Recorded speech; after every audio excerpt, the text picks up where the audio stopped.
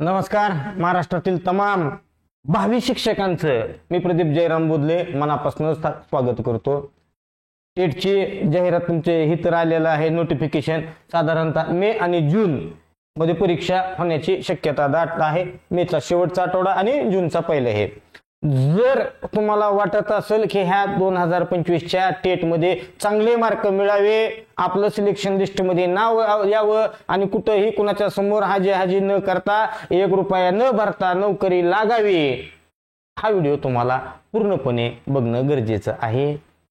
जास्त वेळ घेणार नाही, काही नाही, सगळ्यांना सगळं माहिती आहे, परंतु त्यापेक्षा काहीतरी वेगळं की जे पास होण्यासाठी अत्यावश्यक आहे ते घेऊन मुद्दामून तुमच्या समोर आलेलो आहे। ठीक आहे, टायटल बघितलं आहे, थंबनेल वरनं तुमच्या एकंदरीत लक्षात आलेलं असणार आहे आणि बऱ्यापैकी पाठीमागच्या परीक्षा ज्यांनी दिल्या त्यांना सुद्धा काही गोष्टी माहिती आहे, पण त्याच माहिती थोडी अशी माहिती तुम्हाला जास्त देणार आहे जेणेकरून 1,00,000% तुमचा निकाल येईल। आपल्याला सर्वसाधारणपणे जे नवीन असतील त्यांना तर काही विषयच नाही। आपली जी परीक्षा असणार आहे, जी ऑनलाईन बेस्ड एक्झाम असणार आहे, ही तुमची 200 प्रश्न आणि 200 मार्कासाठीची एक्झाम असणार आहे आणि हे 200 प्रश्न तुम्हाला कशा पद्धतीने डिवाइड केलेले आहे, मराठी आहे, इंग्रजी आहे, तुमचं बुद्धिमत्ता वेगळं आहे, गणित आहे, मानसशास्त्र आहे आणि तुमचा सामान्य ज्ञान, चालू घडामोडी आणि विज्ञानाचे 2-3 प्रश्न अशा पद्धतीने डिवाइड केलेला हा सिलेबस तुमचा असणार आहे।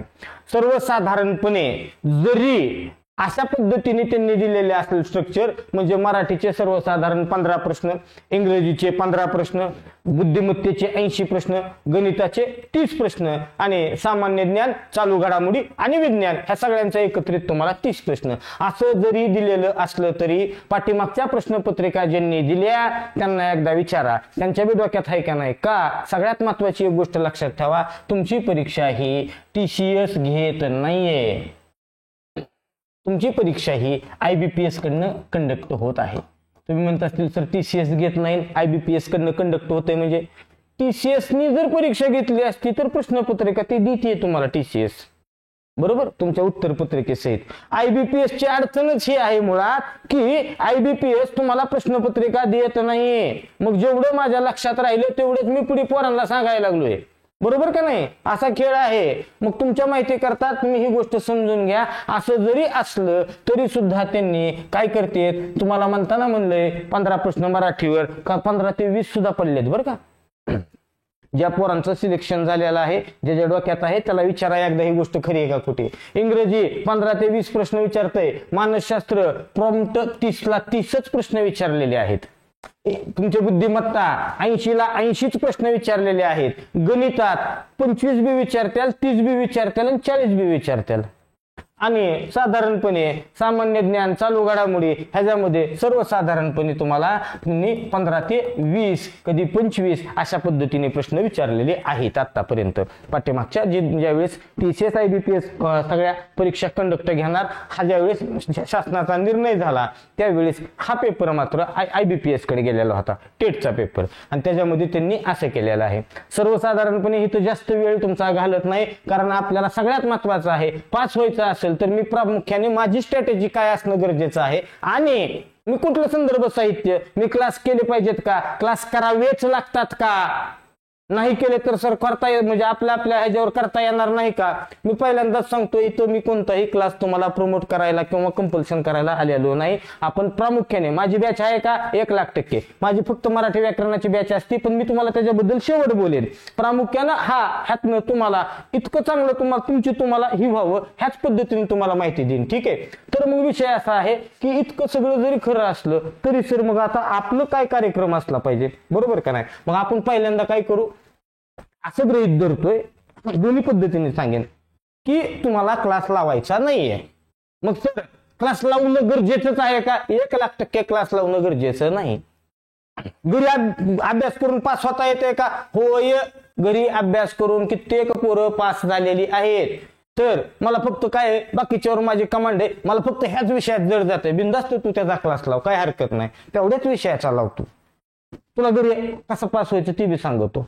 नीट काय का ह्याच्यापूर्वी आपण एक गोष्ट लक्षात ठेवू सर, 200 पैकी बरोबर का नाही, आपल्याला 200 प्रश्नांपैकी सर्वसाधारणपणे आपल्याला पहिल्याच लिस्टमध्ये आपलं नाव शासनाच्या, मग ते कदाचित नगरपालिका, महानगरपालिका, जिल्हा परिषद या सेगमेंटमध्ये माझं नाव पहिल्या लिस्टमध्ये येण्यासाठी मला किती मार्क गरजेचे आहेत? सर्वसाधारणपणे 145 प्लस तुम्हाला मार्क असणं म्हणजे तुम्ही फुल सिक्युअर आहेत. पेपर देऊन यायचं, मला आठवत असलेल्या प्रश्नांची उत्तर बरोबर सापडून माझा स्कोर जर 145 प्लस असेल, बिनधास्त तुम्ही राहायचं, टेन्शन फिन्शन घ्यायचं नाही, पेढे सुद्धा वाटायचे. पुन्हा ही गोष्ट सांगतो बरं का, तर 145 प्लस काय म्हणजे असं फिक्सच आहे का? असं काही नाही. त्यावेळेसची विद्यार्थी संख्या, उपलब्ध पदसंख्या, प्रश्नपत्रिकेची काठिण्य पातळी, त्याच्यावर सगळ्या गोष्टी ठरणार आहेत मेरिटच्या. पण तरी सुद्धा सर्वसाधारणपणे आजपर्यंतच्या इतिहासाप्रमाणे 145 प्लस मार्क असतील तर तुम्ही सिक्युअर असतात. आपण सुद्धा तयारी त्याच पद्धतीने करावी लागणार. 145 प्लस मार्क आपल्याला पाहिजे आहेत म्हणजे पाहिजे आहेत. आता मग चालू करूया की सर आपल्याला घरी बसून करता येते का? 1,00,000% करता येते. सर मग आपण संदर्भ साहित्य, पहिल्यांदा संदर्भ साहित्य काय वापरायचं ती बघू, नंतर प्राधान्यक्रमाने आपण काय केलं पाहिजे त्याच्यावर सुद्धा करू. आता पहिल्यांदा मी सुद्धा भरपूर जणांचे व्हिडिओ बघितलेले आहेत बरं का. मी बी काय असं रिकामा बसत नाही, बसल्या बसल्या आमचं बी चालू असतंय ना, कोणाचं काय चालू आहे कोणाचं काय नाही बघायला. बरेच जणांनी तुम्हाला सांगितलं मराठीला जर तुम्हाला मार्क पडायचे असतील मोरा वाळिंबे वापरा. मी पहिल्यांदाच तुम्हाला सांगतो, मोरा वाळिंबे हे पुस्तक चांगलं आहे का? ग्रेटेस्ट हे पुस्तक, त्यात काय वाद नाही. मी पुन्हा सांगतोय बरं का, सगळ्यांनी लक्ष देऊन ऐका, कारण तुमच्याकडनं आता तुम्हाला एकतर वेळ कमी आहे, सिलेबस जास्त आहे, बरोबर का नाही, आणि त्याच्यामुळं प्रॉपर साहित्यच हाताला लागणं तुमच्या गरजेचं असणार आहे. तुम्ही प्रॉपरच घटकांची तयारी करणं ते गरजेचं असणार आहे. इतका फापट पसारा तुमच्याच्यानी वर्ष 2 वर्ष झालं नाही, आणि आता 1.5-2 महिन्यात काय होणार आहे? त्याच्यामुळं पहिल्यांदा एक गोष्ट लक्षात घ्या, तुम्हाला प्रत्येक व्हिडिओमध्ये लय जणांनी सांगितलं, काय सांगितलं आहे का, की मराठीसाठी मोरा वाळिंबे वापरा. मी तुम्हाला आता क्लिअर कट सांगतो पोरांनो, चुकून सुद्धा मोरा वाळिंबेच्या नादी तुम्ही लागू नका. मी मोरा वाळिंबेचा विरोधक नाहीये, मी सुद्धा मोरा वाळिंबे सरांच्या पुस्तकातूनच अभ्यास करतोय. परंतु मी तुम्हाला काय म्हणायला लागलोय, जर तुम्ही IBPS कडनं कंडक्ट होणारी किंवा TCS कडनं कंडक्ट होणारी जर परीक्षा देत असाल तर त्यासाठी तुम्ही मोरा वाळिंबे सरांचं पुस्तक ते वापरू नका, ते MPSC साठी ग्रेट आहे. नाहीतर जाताल बाजारात आणताल, सर बाळासाहेब शिंदे आणू, गप बस, काही सुद्धा उद्योग करू नको. लक्षात ठेवा, मराठीचा सिलेबस तुमचा जो असणार आहे, हा मराठीचा सिलेबस तुम्हाला 4 इव्हेंटमध्ये तुमचा डिवाइड झालेला आहे. व्याकरण, शब्दसंग्रह, IBPS चा प्रॉपर इव्हेंट आणि उतारे. त्याच्यामुळे तुम्ही मराठीसाठी चुकून सुद्धा मोरा वाळिंबे सरांचं पुस्तक वापरायचं नाही. वापरायचंच असेल तर तुम्हाला पहिल्यांदा मराठीसाठी कुठलाही एक शब्दसंग्रह उचला, मार्केटमधनं कुठलाही एक शब्दसंग्रह उचला. त्याच पद्धतीनं काय करायचंय तुम्हाला, शब्दसंग्रह चांगला करायचा आहे, कोणताही उचला म्हणतोय. मग मोरा वाळिंबे सरांचं फक्त शब्दसंग्रह घ्यायचंय, घ्या, चांगली गोष्ट आहे. नाही केसागर पब्लिकेशनचं घ्यायचंय, घ्या. कुणाचाही शब्दसंग्रह घ्या म्हणतोय मी, कोणाचाही मार्केटमध्ये उपलब्ध असणारा कोणताही शब्दसंग्रह घ्या, बास होतोय. त्या शब्दसंग्रहाला प्रॉपर IBPS चे जे टॉपिक आहेत त्याच टॉपिकची तयारी करणार. काही जर कुठल्या नोट्स मिळाल्या, पण मी काय म्हणतोय का, की IBPS चे जे फिक्स टॉपिक आहेत, कोणते टॉपिक आहेत पुढे गेल्यावर सांगेल, त्याची तयारी करणाऱ्या कोणाच्या नोट्स मिळत असतील, कोणाकडे पुस्तक असेल त्याचे झेरॉक्स मिळत असेल, बिनधास्त घ्या, तेवढेच करा. ह्याच्यापेक्षा पलीकडे मराठीला कुठलाही उद्योग करू नका. तर क्लास लावायचा असेल बिनधास्त लावा, बेस्ट ऑफ द बेस्ट पर्याय आपलाच क्लास आहे, इथं नंबर. माझं खोटं वाटलं युट्यूबला चेक करायचं, कवा बी विश्वास बसला तरच यायचं. ठीक आहे, आलो इकडे. इंग्रजीसाठी 1,00,000% तुम्ही बाळासाहेब शिंदे सरांचं पुस्तक आहे ती सुद्धा आपण पुन्हा सांगतोय, ही इंग्रजी तुमची इतर इंग्रजी सारखी इंग्रजी नाही, हा IBPS कडनं कंडक्ट केलेला पेपर आहे म्हणल्यानंतर इंग्रजीची काठिण्य पातळी सुद्धा त्याच पद्धतीची असणार आहे. म्हणजे बँकिंग वगैरे त्या परीक्षा IBPS कंडक्ट करते मित्रांनो. त्याच्यामुळं कधीही लक्षात ठेवा, TCS IBPS मध्ये इंग्रजीचा कार्यक्रम बेकार आहे, की तो सुद्धा माझ्या हिशोबाने जर वापरायचं असेल तर 1,00,000% बाळासाहेब शिंदे सरांचं पुस्तक आहे किंवा MJ शेख सरांचं पुस्तक आहे, हे बिनधास्त वापरा. याला जोड, शब्दसंग्रहाची द्या. इथं सुद्धा तुम्हाला फॉकॅबच्या संदर्भात आणखीन सांगतो, आपले बागल सर म्हणून आहेत, बागल सरांचं सुद्धा पुस्तक आलेलं आहे मार्केटमध्ये बरं का. बागल सरांचं BL अकॅडमी म्हणून आहे, त्यांच्या ह्याच्या खाली, प्लॅटफॉर्म खाली. ऍक्च्युली आता मला त्या पुस्तकाचं पटकन नाव लक्षात येईना गेलं, आणि तर मी तुम्हाला 3 नाव सुद्धा सांगितलं असतं. बागल सरांचं घेतलं तर बेस्ट ऑफ द बेस्ट, अतिशय सुंदर पुस्तक आहे. मग तुम्हाला बिनधास्त मी म्हणतो, तुम्हाला बागल सरचं पुस्तक डोळे झाकून वापरा म्हणतोय. काय, तुमच्या IBPS साठी बरं का, TCS IBPS जे काही हे असेल त्यासाठी बिनधास्त वापरा म्हणतोय बागल सरांचं पुस्तक. आत्ताच त्यांची न्यू एडिशन आलेली आहे, आवर्जून हे करा. ठीक आहे. मानसशास्त्र क्लास लावायचा आहे, बिनधास्त क्लास लावू शकता. क्लास कोणाचा करायचा, इंग्रजीच्या संदर्भामध्ये 2-3 नावं सांगतो तुम्हाला. एक, आपलं 2-3 नाव म्हणण्यापेक्षा काय करा, तुम्ही मला पर्सनल फोन करा, मी तुम्हाला नंतर सांगेन. आता सांगत बसलो कुठला झाला काय की आमच्या अंगल्यात येईल, त्यापेक्षा बघा. मानसशास्त्र प्रॉपर 30 प्रश्न आपल्याला येतात. तुमच्या माहिती करता, गावाच्या माहिती करता सांगतो. D.Ed फर्स्ट इयरचं जे तुमच्या फडके पब्लिकेशनचं जे पुस्तक आहे बरोबर का, फडके सरांचं, त्या फडके पब्लिकेशनचं पुस्तक बिनधास्त मानसशास्त्राला वापरा. ह्याला जोड द्यायची असेल, बिनधास्त के सागरची जोड द्या. ह्याच्या व्यतिरिक्त मानसशास्त्राला सुद्धा काही उद्योग करू नका. तर गेलो खाली, बुद्धिमत्ता, नादखुळा एकच नाव, सचिन ढवळे, दुसरं काही सुद्धा करायचं नाही. सचिन ढवळे सरांचं बिनधास्त वापरायचं. गणिताला सुद्धा त्यांचंच बिनधास्त वापरा, काय टेन्शन घेऊ नका. राहिला प्रश्न सामान्य ज्ञान, चालू घडामोडी आणि तुमचा सायन्स. पुन्हा सांगतो, सायन्सला स्पेशल काही उद्योग करू नका. तर स्पेशल बॅच लावू नको काही सुद्धा. का, तुम्हाला मगाशीच सांगितलं, म्हणताना त्यांनी म्हणले सायन्स म्हणजे तुम्हाला ह्या सगळ्यावर 30 प्रश्न, पण पाठीमागचा इतिहास बघितला तर काय किस्सा झालाय, 15 ते 20 प्रश्न आलेले आहेत. त्याच्यामुळे जास्त इथं वेळ घालवण्यात मजा नाही. जर करायचं असेल, सगळ्यात जास्त भर इथं तुम्हाला चालू घडामोडीला, करंट इव्हेंट्सला द्यावा लागेल. करंट इव्हेंटसाठी तुम्ही बिनधास्त देवा जादभर वापरू शकता, किंवा राजेश भराटे सरांचं पुस्तक आहे ते वापरू शकता. नाही तर तुम्हाला लक्षवेध म्हणून आहे बळीराम हावळे सरांचं, ह्या तिन्हीपैकी कोणतंही एक घ्या. सामान्य ज्ञानमध्ये सुद्धा जास्त काय करायचं आहे तर चालू घडामोडीवरच भर द्या. उरलेल्या ह्याच्यात तुम्ही कुठलाही एक ठोकळा जरी घेतला, तुम्ही तात्याचा ठोकळा घ्या, नोबेल पब्लिकेशनचा ठोकळा घ्या, त्या ठोकळ्यातनं मेन इव्हेंट करायची. ठीक आहे. संदर्भ साहित्याच्या संदर्भात कुणाला काय अडचण असेल तर पुन्हा हे करा. चला आता विषय करतो की प्रॉपर आपली स्ट्रॅटेजी तुमची काय असणं गरजेचं आहे. प्रॉपर स्ट्रॅटेजी का, तर माझं असं स्वतःचं म्हणणं आहे की MPSC ला तुम्हाला अभ्यास नक्की लागेल, पण ज्यावेळेस तुम्ही कोणतीही सरळ सेवा देणार असताल, त्या सरळ सेवेच्या संदर्भात तुमची स्ट्रॅटेजी लय गरजेचं आहे. तुम्हाला ह्या स्ट्रॅटेजीमध्ये तुम्हाला उघड माहिती आहे, मला सगळ्यात जास्त मार्क कोण देणार आहे, बुद्धिमत्ता देणार आहे. बुद्धिमत्तेच्या पाठीमागं कोण देणार आहे, गणित देणार आहे. ह्या गणिताच्या नंतर कोण देणार आहे, मानसशास्त्र देणार आहे. बरोबर. आणि ह्या दोघांमध्ये तर काय प्रश्नांची संख्या सुद्धा फिक्स आहे. बरोबर का नाही. म्हणजे तुमचा भर सुद्धा अभ्यास करत असताना ह्या 3 इव्हेंटवर जास्तीत जास्त भर असणं तुमचा गरजेचं असणार आहे. बेस्ट वे तुम्हाला मी पुन्हा विनंती करतोय की इथं सगळ्यात जास्त मार्क तुमचे होणार आहेत. बरोबर का नाही. बुद्धिमत्ता, गणित आणि मानसशास्त्र हे जवळजवळ तुमचं हेच तुम्हाला 150 म्हणजे 140 पर्यंत घेऊन चाललेलं आहे. म्हणून तुम्ही सुद्धा अभ्यास करीत असताना ह्याच गोष्टीकडे चांगलं लक्ष द्या. जर जमत नसेल बिनधास्त क्लास लावा, पण क्लास लावताना सुद्धा ह्या गोष्टीची प्रामुख्यानं काळजी घ्या की त्या क्लासमध्ये नुसते सगळ्या विषयाचे रेग्युलर तास होत्यात हे महत्वाचं नसून माझ्या ह्या 3 विषयामध्ये मला जबरदस्त मार्क येतील ह्या पद्धती ही बघणं गरजेचं आहे बरं का. नाहीतर पैशाला पैसे, वेळेला वेळ जाणार आणि हाती काय आलं पश्चाताप येणार.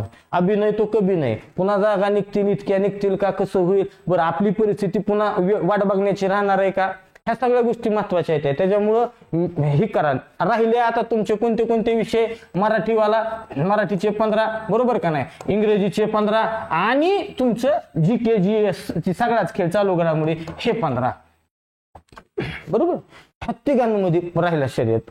माझं पुन्हा तुम्हाला म्हणणं आहे की तुमची फर्स्ट प्रायोरिटी तुमची ह्या 3 विषयांना राहू द्या, सेकंड प्रायोरिटी तुमची ह्या 3 विषयांना राहू द्या, पण पुन्हा ह्याच्यामध्ये प्रायोरिटीला ठरवित असताना बुद्धिमत्तेवर जास्तीत जास्त भर. माझ्या हिशोबाने बुद्धिमत्तेनंतर मानसशास्त्रावर भर द्या. हे हातचे मार्क आहेत. बरोबर. गणिताचं कसं होईल, जमेल नाही जमेल, नेमकं IBPS गणित आहे, जरा कसं कसं होईल कसं नाही. त्याच्यामुळं ह्या दोन गोष्टीवर हातातले मार्क यायची. हे तर मार्क तुम्हाला आणखीन थोडं वेगळं करून सांगू का, आणखीन थोडं वेगळं करून सांगायला लागलो तर तुम्ही ह्या दोन गोष्टीवर जर नीटनीटकं लक्ष ठेवलं तर मानसशास्त्राचा एकही मार्क जात नाही, जाऊ शकत नाही. इथनं जर तुम्ही मानसशास्त्राला चांगला जर टार्गेट केला का तर तुम्हाला खोटं सांगत नाही 25, 26, 27, 25 प्लस मार्क ही देतंय. मराठी कुणी काय बी म्हणू द्या, हो का, पोरं काय म्हणायला लागलेत, नाही नाही IBPS ची मराठी लय अवघड आहे आणि मार्क निघत नाहीत. येडेवणी करू नका, ह्याच्यासारखं सोपंच काही नाही. फक्त तुला मार्क का पडत नाहीत माहितीये का, तू स्ट्रक्चर नीटनीटकं समजून घेत नाही. आपला शब्द आहे काय बी करून तुम्हाला इथं 13च्या खाली येऊ देत नाही. 13च्या खाली येतच नाही. हिथंच झालं तुमचं 38-40 मार्क हिथंच व्हायला लागले ह्याच दोन इव्हेंटने. म्हणजे हातातले मार्क ते सोडू नका असं माझं तुम्हाला सांगायचं आहे. बिनधास्त सांगतोय, पहिला क्रम तुमचा प्राधान्यक्रम असाच राहू द्या. काय, मानसशास्त्र मराठी म्हणजे बुद्धिमत्ता 1 नंबरला राहू द्या, 2 नंबरला हे राहू द्या आणि 3 नंबरला ह्यातला चालू घडामोडीचा घटक राहू द्या. फिक्स आहेत प्रश्न. हो, तुम्हाला इतिहासचे किती प्रश्न येतील माहित नाही, राज्यशास्त्रावर किती प्रश्न, भूगोलावर किती प्रश्न येतील सांगता येत नाही, पण अभ्यास तर लय मोठा करावा लागणार आहे ना, बरोबर का नाही. त्याच पद्धतीने विज्ञानावर किती प्रश्न येतील, बर पुन्हा त्याच्यात शरीरशास्त्रावर प्रश्न येतोय, वनस्पतीशास्त्रावर प्रश्न येतोय, रसायनशास्त्रावर येतोय का भौतिकशास्त्रावर येतोय, फिक्स नाही, काही सांगता येणार नाही. पण वाचायचे तर तेवढंच ना, इतकं इतकं इतकं इतकं. आणि कुणी कितीही बॉम्बा मारू द्या, एवढंच कर आणि तेवढंच कर, काही नाही भाऊ तूच पास झाला नाही, तू काय लोकांना सांगायला लागला, खरं का नाही, हीच पास नाही ती. त्याच्यामुळं कुणाच्या भपक्यात फिपक्यात चुकून सुद्धा जाऊ नका, तर जास्त वेळ घालवू नका. आपल्याला मार्क गोळा कुठनं कुठनं व्हायला लागले ती मला क्लिअर माहिती आहे का नाही. आपल्याला 80 प्रश्न बुद्धिमत्तेवर येणार आहेत. मग प्राधान्यक्रमाने मी इथंच मार्क जास्तीत जास्त गोळा करणं गरजेचं आहे, बरोबर. मग हित मार्क गोळा करत असताना हातातले सहजासहजी जास्त प्रयत्न न करता मानसशास्त्र आणि मराठी बिनधास्त मार्क देऊन जातंय. मी सांगतो मराठीला कसे कसे मार्क द्यायचे आणि कसे कसे नाही, तुम्हाला तुम्ही टेन्शनच घेऊ नका ह्याच्या संदर्भामध्ये, ठीक आहे. आणखीन मी म्हणतोय की माझं जर तुम्हाला ही आवडत असेल आणखीन पुन्हा कुणाचे व्हिडिओ बघा बिनधास्त, त्यांचं ऐका, बघा तुमचा सतसत विवेक काय सांगतोय ते बघा नीटनीटकं. तुम्ही म्हणत असताल सर मग इंग्रजी हो भाऊ राहिले तर तुझ्यापाशी दिवस किती चालला, आता एप्रिल जाईल, मे 2च महिने डोक्यात धरा, दिवस आहे तर यू हॅव ओनली 60 दिवस. 60 दिवसात कशा कशाला करणार आहे का, सोपी काय बुद्धिमत्ता. 450 पानाचं पुस्तक आहे का नुसत्या बुद्धिमत्तेचं, गणित 300 पानाचं पुस्तक आहे. याला तो मानसशास्त्र किमान 200-250 पानाचं पुस्तक असेल. मराठीचा तर नादच करू नका. मराठी तुम्हाला वाटत असेल 15च प्रश्न, पण मराठीचं कुठलंही नुसतं व्याकरण जर काढलं तर किमान व्याकरण मी म्हणतोय 350 प्लस पानाचं पुस्तक आहे. व्हॉकॅब्लरी किमान 200-250 प्लस पानाची व्हॉकॅब्लरी याला का. पुन्हा IBPSचं घटक येतं त्याच्यात वेगळं, पुन्हा उतारा आहे वेगळा, काय काय वाचायचं 60 दिवसात, बरोबर का नाही. त्याच्यामुळं प्राधान्यक्रम ठरवणं मला वाटतं योग्य राहील. त्या प्राधान्यक्रमामध्ये 2 इव्हेंट प्रॉपर तुमचे काय, बुद्धिमत्तेला कसल्याही परिस्थितीत जास्तीत जास्त वेळ द्यायचा, एक एक एक एक टॉपिक पटापटा पटापटा घेऊन दणकन उडवून टाकायचं. लगेचच मानसशास्त्र 30 प्रश्न पडणार आहेत सांगितलंय, त्याच्या बाहेरचं येत नाही. DED फर्स्ट इयर फडके पब्लिकेशनचं पुस्तक पडपड पडपड पड, किंवा के सागरचं PYQ घ्या, किंवा ते ही नाही का MCQ के सागरचं, नुसतं ती दन दन दन दन करून टाका. मराठीला जोड द्या. त्याला सांगतो आता मराठीचा कार्यक्रम काय करायचा ते. पोरं म्हणतात सर मराठीला मार्क येत नाहीत, मराठीला मार्क येत नाहीत. तुला स्ट्रक्चर कळलं नाही म्हणून मार्क येत नाहीत ना. तू काय करीत बसला, विषय काय आहे, मराठीला प्रश्नच आहेत किती तुझ्यापाशी 15, बरोबर. ह्या 15 प्रश्नाचं डिवायडेशन कसं आहे आणखीन एक क्लिअर करतो. उतारा आला तर येतो, नाही तर येत बी नाही. मराठीचा उतारा आला तर येतो, नाही येत बी नाही. मागच्या वेळेस आलता बरं का, पण मागच्या वेळेस साधारण 3 प्रश्न 5 प्रश्नापर्यंत आलेला होता. मग भानगड अशी आहे की आपण जर हे जर काढायला गेलो, व्याकरणावर 3 ते 4 प्रश्न पडतात, शब्दसंग्रहावर पुन्हा 3 ते 4 प्रश्न पडतात, त्यांच्या IBPSच्या पॅटर्नवर सर्वसाधारणपणे 3 ते 4 प्रश्न पडतात, उतार्यावर 3 ते 5 प्रश्न पडतात. तुम्ही म्हणले सर बेरीज चुकायला लागले. अरे हे फिक्स नाही रे, 3 ते 4 म्हणलं ना. पण अडचण अशी आहे की व्याकरण म्हणल्यानंतर तुला वर्णमाला आहे, संधी आहे, शब्दांच्या जाती आहेत, त्या काळ आहेत, क्रियापदांचं प्रयोग आहेत, समास आहे, अलंकार आहे, वृत्त आहे, वाक्यांचे प्रकार आहेत, वाक्य रूपांतरण आहे, इतकं उद्योग आहेत. पण कुठल्या ह्याच्यावर प्रश्न येईल ते फिक्स माहित नाही ना तुला. करावं तर सगळंच लागणार आहे, बरोबर. शब्दसंग्रहात गेला, समानार्थी आहे, विरुद्धार्थी आहे, वाक्प्रचार आहे, म्हणी आहेत, एका शब्दाचे अनेक अर्थ आहेत, शब्दसमूहाबद्दल एक शब्द आहे, अलंकारिक शब्द आहे, पुन्हा तत्सम तद्भवदेशी शब्द आहेत, परभाषीय शब्द आहेत, पुन्हा तो जो प्रत्यय घटित उपसर्ग घटित शब्द आहे, शुद्ध शब्द आहे. हे सोडले की विराम चिन्ह आहे, ती एक ताप आहे का. पुन्हा IBPS चा घटक आहे, IBPS मध्ये पुन्हा कार्यक्रम आहे, sentence arrangement, para jumble, pick out the error किंवा फिलिंग द ब्लँक. म्हणजे हे सगळं जे इंग्लिशला वापरत होतं का IBPS बँकिंगच्या परीक्षांमध्ये, तेच घटक मराठीमध्ये सुद्धा त्यांनी आणले. तर त्याच्यासाठी वेगळा सराव करायचा आहे. उतारे म्हणायला सोपं आहेत, कागदावर सोडवायचे नाही, कॉम्प्युटरवर उतारे वाचायचे आणि पुन्हा प्रश्न आहेत. आणि पुन्हा ह्या उतार्यात व्याकरण टाकले त्यांनी. म्हणजे उतार्यात काय केले माहितीये का, उतार्यातल्या प्रश्नांमध्ये सुद्धा त्यांनी तिथं व्हॉकॅब विचारलंय. व्हॉकॅब उतार्यातला एकदा शब्द घेतला, उतार्यात आलेला ढग या शब्दाचा समानार्थी सांगा, किंवा खालीलपैकी कोणता पर्यायातील उतार्यातल्या शब्दाशी समानार्थी शब्द नाही, अशा पद्धतीने प्रश्न त्याच्यात सुद्धा तुमचा शब्दसंग्रह हे केलेला आहे त्यांनी, म्हणजे विचारलं गेलेलं आहे. यामध्ये मी तुम्हाला पुन्हा एकदा सांगतो, जास्तीत जास्त भर तुमचा याच्यावर ठेवायचा, व्हॉकॅब्युलरीवर. मार्क पाडायचेत ना 13+12+ पैकीच्या पैकी 1,00,000% ह्याच्यावर भर द्या. ह्याच्यात काही मोजकेच टॉपिक आहेत की जे टॉपिक प्राधान्यानं पहिल्यांदा करून घ्यायचे. करावे तर सगळेच टॉपिक लागणार आहेत बरं का, पण काही मोजके टॉपिक आहेत ते नीटनीटकं करून घ्यायचं. शब्दांच्या जाती व्यवस्थित पहिल्यांदा करून टाकायच्या, समास करून टाकायचे, अलंकार करून टाकायचे, काळ करून टाकायचे, प्रयोग करून टाकायचे. त्याच्यानंतर मग का नाही, हे चांगलं झालं, ह्याच्यावर कमांड आली की मग उरलेल्या टॉपिकवर जाऊ. ह्या पद्धतीने विरामचिन्ह पटपट करून टाकायचं. भर देत असताना शब्दसंग्रहामध्ये सुद्धा समानार्थी, वाक्प्रचार, म्हणी, शब्दसमूह, त्याचबरोबर पुन्हा चुकण्याच्या जागा ह्या आहेत, शुद्ध शब्द, ह्याच्यावर सुद्धा व्यवस्थित बघून जावा.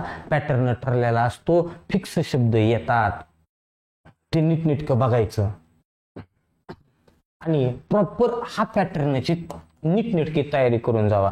कारण आम्ही करत गेलो नाम, सर्वनाम, विशेषण आणि क्रियापद, पण ह्याची तयारी करताना मागं राहिलो. आपल्याला परीक्षेत सर्वसाधारणपणे ह्या पद्धतीने प्रश्न येतात आणि तिथं आपली अडचण नीट होती. मराठीत मार्क नाही, मराठीत अरे का मार्क नाहीत, तू नीटनीटकं स्ट्रक्चरच बघितलेलं नाही. नाम तुला येतंय, काळ तुला ओळखायला यायला लागले, प्रयोग तुला कळायला लागला, ह्याच्याकडे का बघायचं होतं तुला.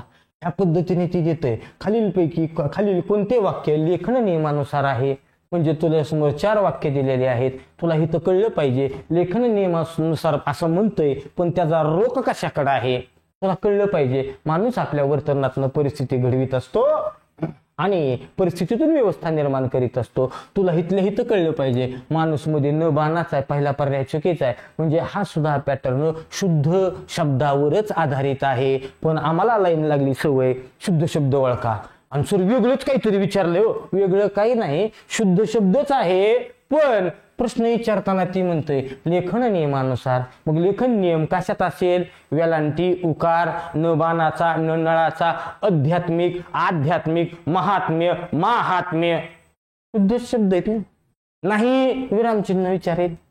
बरोबर का नाही, प्रश्न तीच राहील. योग्य पर्याय निवडा, लेखन नियमानुसार वाक्य ओळखा, शुद्ध वाक्याचा पर्याय ओळखा, योग्य विरामचिन्हाचा वापर केलेलं वाक्य ओळखा. ह्या पद्धतीने काही सुद्धा नाही, टेन्शन लय घ्यायचं नाही. किरकोळ कार्यक्रम आहे, गाडी हळूच पुढे घेऊन जातो. बघा खालीलपैकी पुढचं तिसरे रिपीट झालेलं आहे. बघा दुसरा पॅटर्न काय याच्यामध्ये ठेवतील, ती तुम्हाला 1 2 3 4 5 6 काय असतील 5-6 वाक्य देतील, बरोबर, ABCDEF करून, आणि तुम्हाला म्हणतात की या वाक्यांचा व्यवस्थित क्रम लागल्यावर एक उतारा तयार होतोय.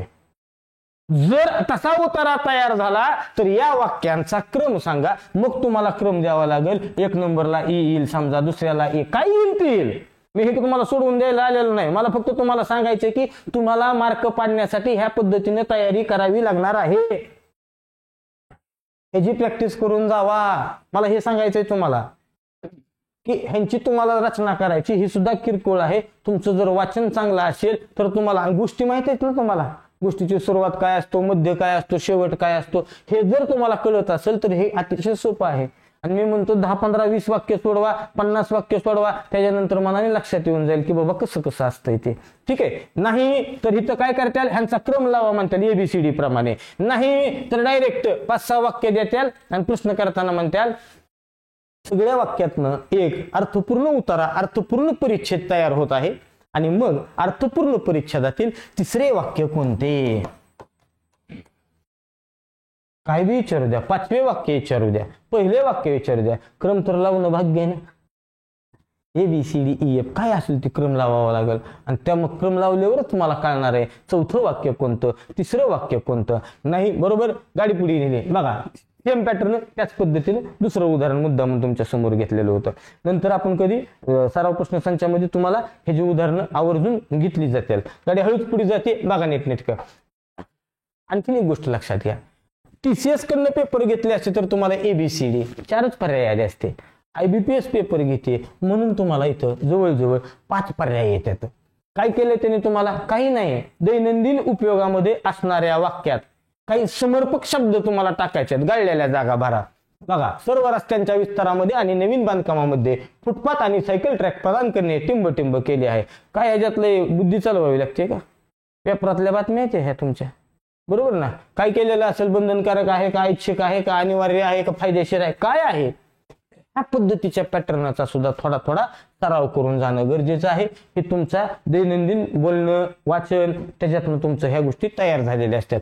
सेम तोच पॅटर्न ह्या पद्धतीने पुन्हा येईल, शुद्ध शब्दावरच, पण ह्या बी पद्धतीचं तुमचं असणं गरजेचं आहे. काय की तुम्हाला 4-5 शब्द दिलेले जातील आणि ती म्हणतात खाली दिलेल्या ह्याच्यामध्ये प्रमाण नियमानुसार किंवा लेखन नियमानुसार किती शब्द शुद्ध आहेत. 4-5 शब्द दिलेले असतील आणि तुम्हाला इथं आकडं फक्त तुम्हाला निवडायचे, तर 2च शब्द शुद्ध आहेत बाबा, 3च शब्द शुद्ध आहेत, सगळेच शुद्ध आहेत, एक बी शुद्ध नाही, अशा पद्धतीने. म्हणजे पुन्हा तिथंच आणलं का नाही शुद्ध शब्द, गाडी हळूच पुढे घेऊन जातो. गेलो वाघाची टिंब काय होता पॅटर्न, मराठीचाच पॅटर्न आहे ना. आपल्याकडे काय असतंय, समूहदर्शक शब्द, ध्वनिदर्शक शब्द, बरोबर ना. गाईचं हंबरणं, बरोबर ना. हत्तीचं काय, सापाचं काय, बरोबर, ह्याच गोष्टी आहेत ना. वाघाचे डरकाळे असते का काय असते का काय. मग कदाचित तिथं आवाजावर विचारले, कधी प्राण्यांच्या राहण्याच्या निवासस्थानावर प्रश्न विचारतात, बरोबर. कोण घरट्यात राहतं, कोण गुहेत राहतं, कोण घरात राहतं, कोण जेलमध्ये राहतं, काही बी असेल तीच फक्त ना. म्हणजे शब्दाचाच खेळ चालू झाला ना. पुन्हा एकदा गेलो पुढे बघा, योग्य वाक्य ओळखा, तोच कार्यक्रम आहे, तोच कार्यक्रम आहे शुद्धच. फक्त इथं करताना काय केलं जाईल, आगीत लाकडांच्या वाखारी भस्मसात झाल्या, नीटनेटकं बघा, लाकडांच्या वाखारी, एकच वाक्य तुम्हाला सगळीकडे फिरून. आता इथं मी हे केलं नाही, पण इथंच काना मात्रा वेलांटी उकार बदलत्याल. एखादा काय लाकडाचा म्हणत्याल वाखार, लाकडाची ऐवजी लाकडाचा वाखार म्हणत्याल. भस्मसात झाली, इथं कुठंतरी शुद्ध शब्दामध्ये हे करत्याल, भस्मसात झाला म्हणत्याल. हो का, इथं क्रियापद झाली, झाले, अशा पद्धतीनं बदलाबदली करत्याल, काय जे असेल ती. म्हणजे हे काय आहे, तुमच्या दैनंदिन वाचनाचाच कार्यक्रम असणार आहे. गाडी पुढे जात आहे हळूहळू, आता लक्ष देऊन ऐका. मग आपल्या ह्या 200 प्रश्नांचा आपली तयारी करत असताना आपला फर्स्ट प्रायोरिटी आपली काय असणं गरजेचं आहे की तुमची बुद्धिमत्ता. पुन्हा एकदा आपण ह्याच्यावर येऊ. बुद्धिमत्ता तुमची फर्स्ट प्रायोरिटी असावी. सेकंड प्रायोरिटी तुमचं मानसशास्त्र, जे तुम्हाला सहजासहजी मार्क देऊन जाणार आहे. तिसरा प्रायोरिटी तुमचं मराठी व्याकरण असणार आहे. चौथी प्रायोरिटी तुमची चालू घडामोडी असणार आहे मला वाटतं. आणि याच्यानंतर बिनधास्त तुम्ही गणित वापरू शकता. याच्यानंतर तुम्हाला वाटलं तर तुम्ही इंग्रजी वापरू शकता. याच्यानंतर मग तुम्ही तुमचं काय असेल सामान्य ज्ञान, जरी तुम्ही काय त्याला आपण GK डायरेक्ट म्हणून, हे वापरू शकता. ह्या पद्धतीनं क्रम ठेवा.